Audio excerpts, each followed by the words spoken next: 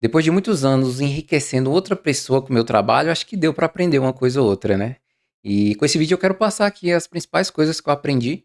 Algumas foram fáceis de aprender, outras um pouco mais difíceis, levaram mais tempo, mas eu acho que são conselhos importantes para passar. Então vamos lá. A primeira coisa que eu percebi, isso aí a gente pega logo de cara, qualquer pessoa que começa a trabalhar já percebe isso, é que a gente é tratado como parte de um coletivo e nunca como um indivíduo. O que isso quer dizer? Vou dar um exemplo prático. Quando eu comecei meu primeiro emprego, ainda fazia faculdade, então era bem puxado. Eu acordava às 6, 7 horas da manhã, começava às 9 a trabalhar, ia para a faculdade, chegava em casa meia-noite. Não dormia absolutamente nada, nada. Era bem puxado essa época pra mim, eu era bem magro. Nossa, era até eu vejo minhas fotos anteriormente, eu fico até assustado. E é lógico que às vezes você se atrasa no trabalho, às vezes 20, 30 minutos, às vezes o ônibus atrasa, às vezes o motorista é um pouco mais lento, às vezes acontece alguma situação dentro do ônibus, né, às vezes entra um bêbado, às vezes alguém passa mal, então acontece situações, que tá fora do nosso controle, né. E você chega no na empresa, pelo menos eu cheguei na empresa e esse cara falou a primeira coisa que ele falou, né, é que queria conversar comigo. Aí eu ia lá para a sala do RH, isso na época ainda era presencial, então o presencial existe um controle, uma burocracia muito maior. E aí ele me chamava para essa sala e já queria, né, eh, falar: "Ó, não chega atrasado e tal, a gente vai, né, dar aquela pressão no funcionário". Mas antes ele perguntava uma coisa antes, ele perguntava: "O que que aconteceu? Tá tudo bem? Como é que você tá?". Tipo, como se ele realmente se importasse, sabe. Mas no fundo você percebia que ele só queria que você terminasse de falar, dar sua desculpa, pra ele te dar brigar, né, pra ele fazer aquela pressão pra você não chegar mais atrasado. E aí da primeira vez eu falei: "Não, ó, aconteceu isso, isso e isso, tal, não consegui chegar no prazo por causa disso, disso e disso, né". E aí, beleza. Aí na segunda vez a mesma coisa, mesma pergunta: "E aí, como é que você tá? O que que tá acontecendo? Eu quero entender". E aí eu falava, esporro depois. E aí a mesma coisa, na terceira vez eu já falei assim: "Cara, esse cara tá pouco se fu". E é porque era uma empresa até boa, era uma empresa pequena, uma startup, mas eu pensei assim: "Cara, esse cara tá pouco se fu por pela minha vida pessoal, esse cara tá pouco se fu pelo que acontece, tá pouco se porque eu vou explicar".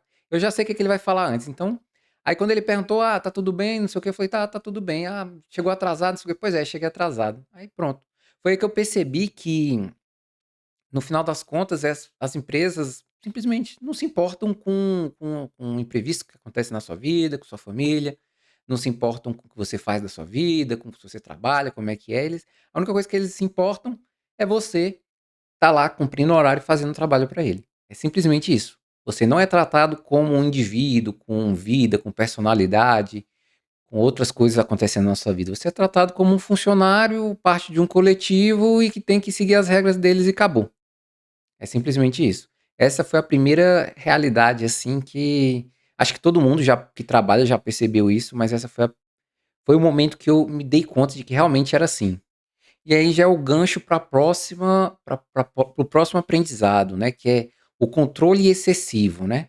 Essa questão de horário, você tem que chegar em tal horário, você tem que sentar em tal lugar, você tem que ter tais comportamentos, você tem que vestir tais roupas, você não pode vir vestido assim, você não pode vir assim. Então é um controle excessivo que a gente percebe logo de cara. Também é algo que você percebe bem no começo da sua carreira. E que você encontra em basicamente a maioria das empresas. Algumas são mais liberais, outras são mais rígidas. Isso depende muito do gestor, né, do RH, das políticas das empresas, mas em geral todas, têm, pelo menos todas não, mas a maioria tem essa necessidade de controle.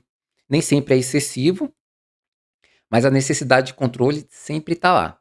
Lógico, é seu funcionário, você tem que controlar, mas tem certas coisas que realmente não tem impacto direto nos resultados. Ou seja, você está lá trabalhando, fazendo seu trabalho, entregando direitinho, mas você tem que sentar aqui. Você tem que ir no banheiro em tais horários. Você tem que fazer tal tipo, coisas que simplesmente não influenciam em nada nos resultados, você vê que é apenas controle mesmo, entendeu? "Ah, você não pode vir com tais roupas, de tais cor". Beleza, se for roupa muito inapropriada, beleza, mas precisa, tipo, uma roupa normal, o cara não pode usar? Você vê que tem um controle excessivo ali, entendeu? E da onde vem isso, né?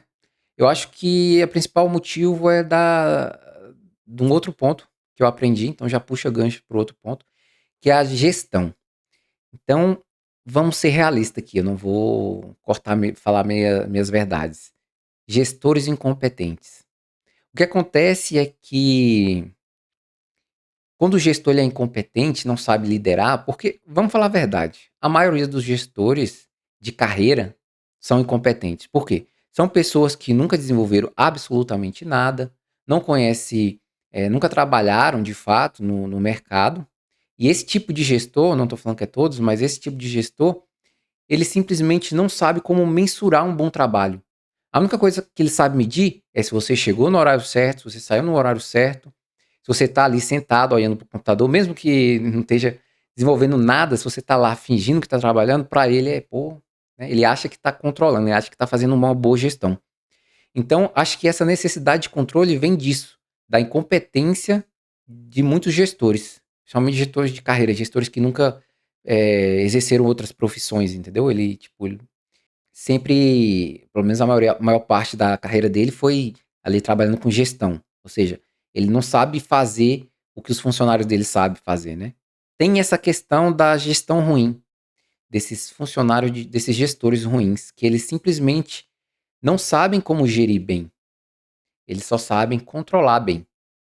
E aí é onde entra um dos principais problemas do mercado, porque eu acho que quando tem um gestor ruim, todo o resto vai de água abaixo, porque esse cara não sabe planejar as tarefas, ele pode até saber planejar de forma, né, que ele estudou, alguma coisa assim, mas ele não sabe como que aquela demanda precisa ser feita, quais os processos ali que envolvem fazer aquelas demandas, desenvolver de fato, porque ele simplesmente nunca fez isso na vida dele. Então, ele escuta algo técnico, ele não faz a menor ideia do que se trata. Então, se algo atrasa, uma demanda atrasa, e ele te pergunta, por que que atrasou, não sei o quê, aí você vai lá explicar detalhes técnicos, detalhes negociais, e aí esse cara simplesmente tá voando. E aí ele ignora tudo que você falou, igual o RH faz, e simplesmente cobra, porque a única coisa que ele sabe fazer é controlar, cobrar e exigir. Quando você chega com um problema real. Quando você chega com um problema real pra esse cara, você fala: "Ó, preciso resolver isso". Esse cara não sabe resolver porra nenhuma. O que que ele vai fazer? Vou falar com fulano, que fulano sabe resolver. Ele, tipo, ele nunca atua de fato em nada, ele só sabe repassar demanda. Lógico que ele é gestor, ele tá lá pra gerir. Mas é um cara que não tem conhecimento negocial, técnico, nada, nada. Esse cara tá lá só como alguém pra te cobrar prazos. Simplesmente isso, te cobrar prazos e cobrar essa exigência rigorosa e altíssima de controle, né, que eles têm, que é o que eles acham que dá resultado. Então, tem isso que é muito forte, muito problemático nas empresas e acaba que, a partir disso, todo o resto piora na empresa, né. Então, a gente aprende a perceber os gestores ruins logo de cara, quando a gente trabalha certo tempo no mercado. E o outro ponto é exatamente essa questão de percepção de valor, porque a gente trabalha, a gente entrega as coisas, você vai lá, faz suas coisas direitinho, mas principalmente com gestores, com líderes que não entendem nada negocialmente, esses caras não sabem se você é um bom profissional, se você está entregando bem. Em geral, essas pessoas acabam dando mais valor pro cara que é mais amostradinho, pro cara que fala melhor, pro cara que apresenta melhor, né? Então, eles não entendem de fato o que é valor no trabalho. O que que é um bom profissional, o que que ele está entregando de valor, eles não conseguem entender, eles não conseguem mensurar esse tipo de coisa. E aí é quando muita gente se frustra, né, às vezes fulaninho que não fazia nada, não presta, não serve pra nada, tá lá ganhando promoção, enquanto você que entrega realmente valor não tá. Por quê? Porque a forma que esses gestores, que esses líderes mensuram a entrega de valor é simplesmente ruim. E aí quando algo dá certo, foi a equipe, né, e aí o gestor logo se dá o prestígio de ganhar o prestígio da equipe. E quando algo dá errado, é um problema individual. Aí ele vai direto em você. Então esse problema é um problema muito grave também, até para a questão salarial. Aqui já puxa outro gancho.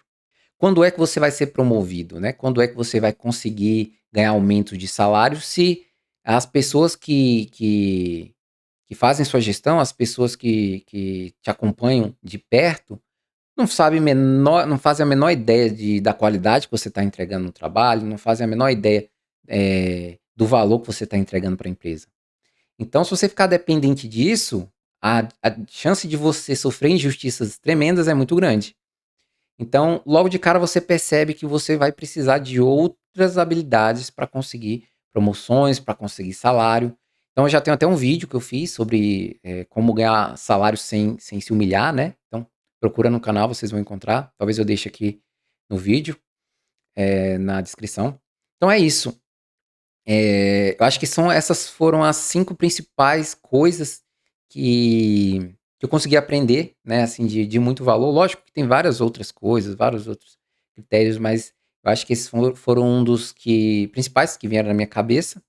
E eu acho que muita gente vai sentir a mesma coisa que eu senti, então acho que foi legal compartilhar. Até a próxima, valeu, falou.